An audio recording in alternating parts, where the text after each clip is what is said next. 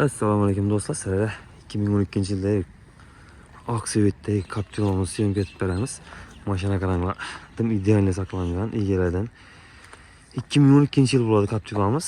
Captiva 2ni polnisi 4 qilingani bo'ladi. Eldilarni original fara, bamperlar, 20 diskalar chiroylisidan, paroqlari polnisdan almashgan qaraysiz. Injiniy mashina do'stlar. Sassenlarni gelip göreceğinizde bilesiniz ekanini. Qaranglar.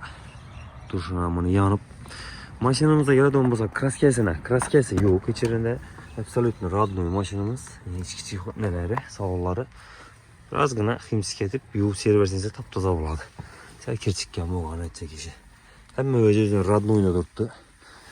Chexollar ham tarang bo'lib, akkuratni bo'lib turibdi yana. Konditsioner, pechkasi hamma narsa ishib turibdi. Soz holatda turibdi hamma narsasi. Ya do'stlar. Kim qora svetlardan kaçıp oq svet halovchilar bo'ldi. Orqalarına geldiğimizde stoplari, bamperleri, gülüştür nazatkerleri nece ko'rgan Captiva 4'niki. Zadning kameralar turibdi orqasida. 3-nji sostanada yana do'stlar. 20 diskalar. Opshipkalari. Chexollari 131 ming kilometr turibdi deb aytildi yana. 3-nji holatda do'stlar. Xohlovchilar bo'lsa, kimdir Oqsuvet biramanda ko'rganlar bo'lsa, videoni tashlab qo'yinglar. Bir like'larni bosib, saralatib. Puluna keladigan bo'lsak, bu mashinamiz 137 million so'm aytilib turibdi do'stlar.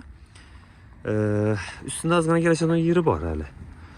Kimga qiziq bo'lsa, telefon uringlar 91 dan 984 84 83. Hamma yeri soz holatda turibdi. Ходовойnacha taxlangan mashina. Yumshaqqina kelib haydab ko'rib, ustida kelishib, любой ustaga переверкаga tayyor mashina. Teshkirtirib olishingiz mumkin.